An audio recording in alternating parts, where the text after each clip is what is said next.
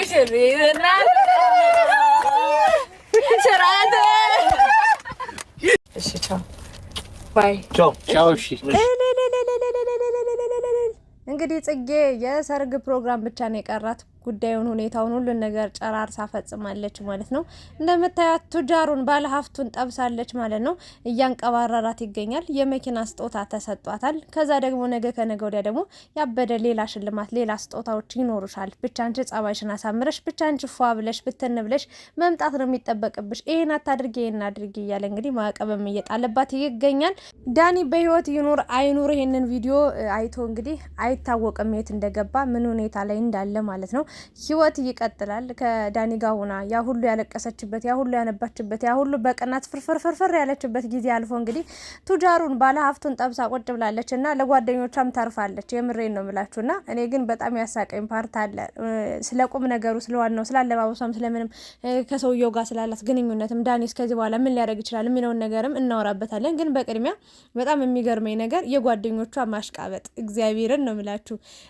ማለት በቃ አሽቃባይ ሰው ነው ያስቀኛል። ከስር ነው የሚያሽቃብጥ ወደ ፍላፍላውን ማለት ነው ያፍላውን እና አሁን ከዳኒ ጋር ብዙ ነገር አሳልፈዋል። ብዙ መንገድ መጥተዋል። ብዙ ተጉዘዋል።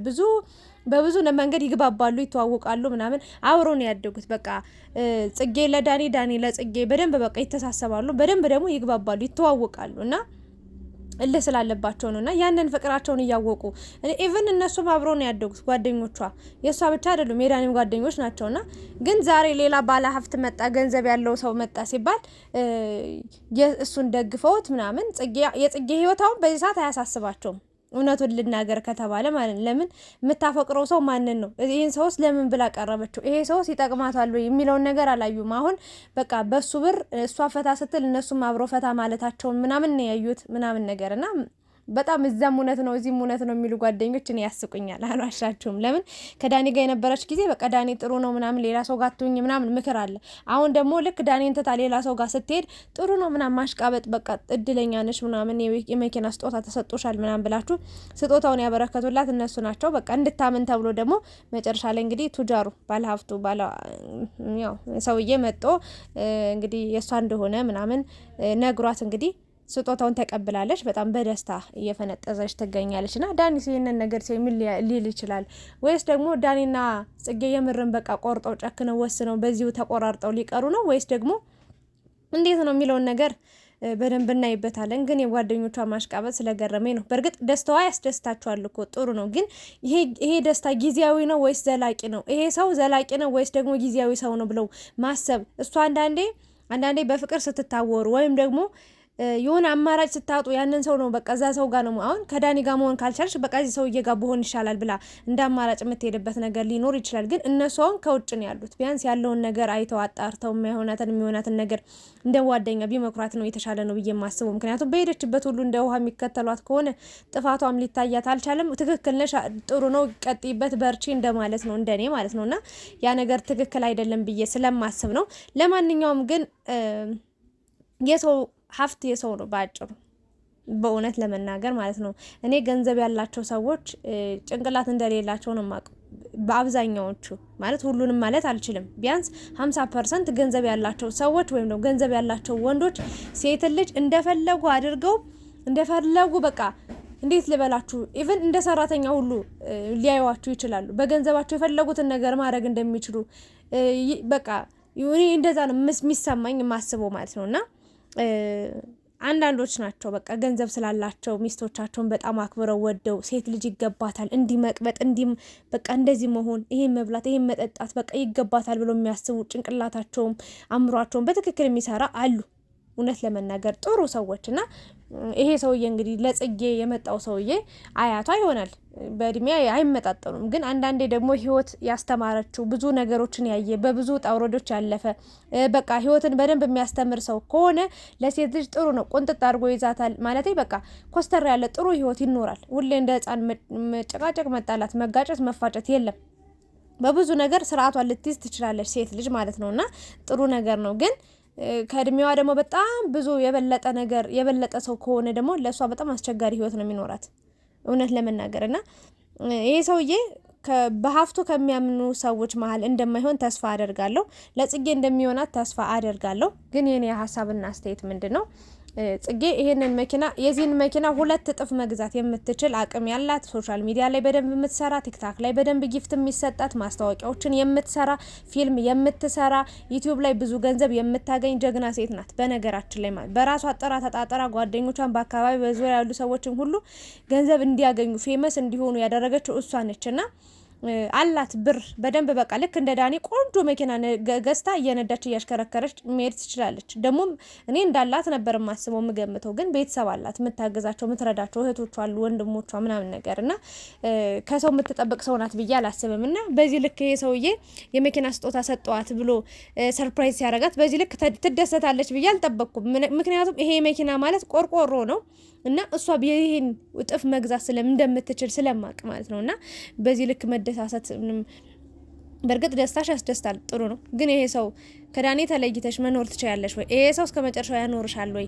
ከአሁኑ ጀምሮ እንደዚህ እንዳታረጊ እንደዚህ። ግን ብዙ ሰዎች ያዩዋችሁ ኮሜንት ላይ ትክክለኛ ህይወት ከዚህ ሰውዬ ጋር ያላት ነው የሚመስላችሁና አስጽጌ አለባበስሽን አስተካክይ፣ አጎራርሽን እንደዚህ ያቀማመጥሽን አስተካክይ፣ ከዳኒ ጋር እንደነበርሽው ስታብጅ እንደነበረው አይደለም። አሁን ኮስተር ያለ ተለቅ ያለ ሰው ነው የመጣው፣ ምራቁን ያጣ ያረገ ነው። ስለዚህ ስርዓትሽን ይዘሽ ልክ እንደ ሴት ሁኚ፣ በቃ ሴት ሁኚ እያላችኋት እየመከራችኋት ነበርና በጣም መልካም ሰው ናችሁ። እግዚአብሔርን ለግ ልብ ቀና ልብ ያላችሁ ልጆች ናችሁ። ለምን በቃ ጥሩ ህይወት እንድትይዝ ጥሩ መስመር እንዲኖራት ምናምን በማሰብ ነው። ምክንያቱም ከዳኒ ጋር ሆኖ ሁሌ መጨቃጨቅ፣ ሁሌ ህል ውስጥ መግባት፣ ሁሌ መከራከር፣ ሁሌ መጣላት፣ መደባደብ እንጂ ምንም በቃ አንድ የሆነ ነገር አንድ ትርጉም ያለው ነገር ወይም ደግሞ አንድ ቀን ትርጉም ያለው ቀን ውሎ አያውቁም። ባጭሩ ሁሌ እንደተጣሉ ነውና እንግዲህ ወንዶች የወጣሉባቸውን ሲያነሱ አይወዱም ባጭሩ። ለምን የጣሉትን ወይም ደግሞ የተውትን ለምሳሌ አንድ ሴት ልጅ ከወንድ ልጅ ጋር ተለያይታ ከፍቅረኛዋ ጋር ሌላ ፍቅረኛ ብትይዝ ሌላ ህይወት ብትመሰርት ደስ አይላቸውም። አምሮባት ምናምን ዘንጣ ማየት እኔ የኔ ልበሆነች በቃ ይቆጫሉ፣ ይጸጸታሉ። እና ዳኒ ምን ሊያደርግ እንደሚችል ከባድ ነው። ግን ደግሞ ምንም ማድረግ እንደማይችል እያየ ነው። ለምን ይሄ ባለ ሀብት ነው፣ በጋርድ የሚጠበቅ ሰውዬ ነው።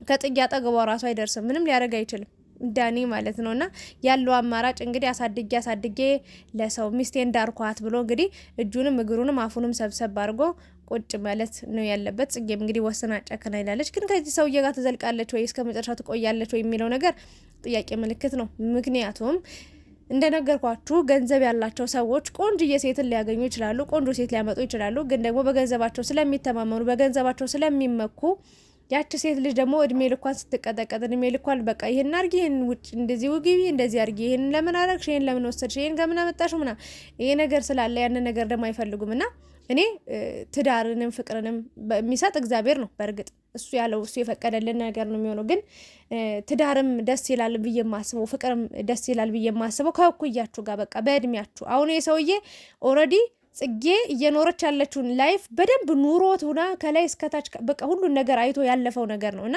ምንም እንደ አዲስ የሚመጣበት ነገር ወይም ደግሞ እንደ አዲስ የሚኖረው ነገር የለም።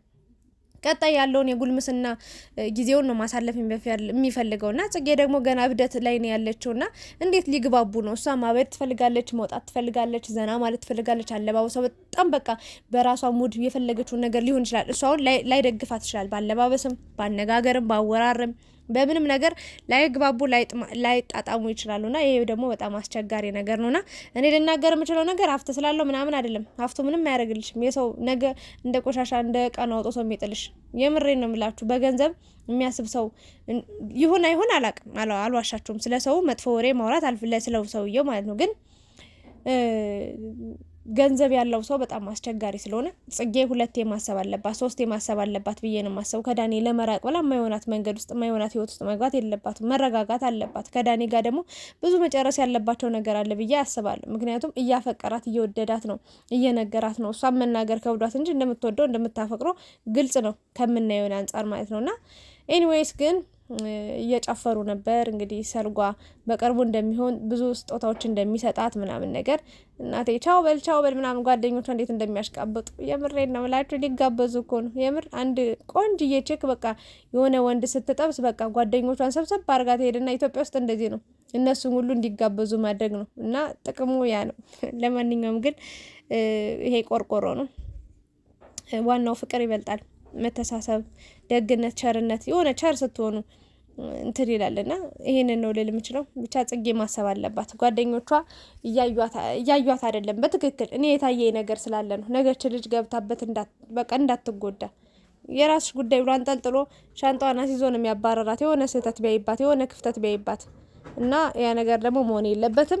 ከምትወደው ከሚወዳት ሰው ጋር ነው መኖር ያለባት ብዬ ነው የማስበው። ያሙኖም ብቻ ሳይሆን በቃ ወጣት ይሻላታል። በቃ የለመደችው ያየችው ያወቀችው ሰው ይሻላል ብዬ አምናለሁ። የእናንተን ሀሳብ አስተያየትን ማስቀምጡ። አብራችሁ ስለነበራችሁ አመሰግናለሁ። ላይክ፣ ሼር፣ ሰብስክራይብ ማድረጋችሁ እንዳትረሱ። እወዳችኋለሁ።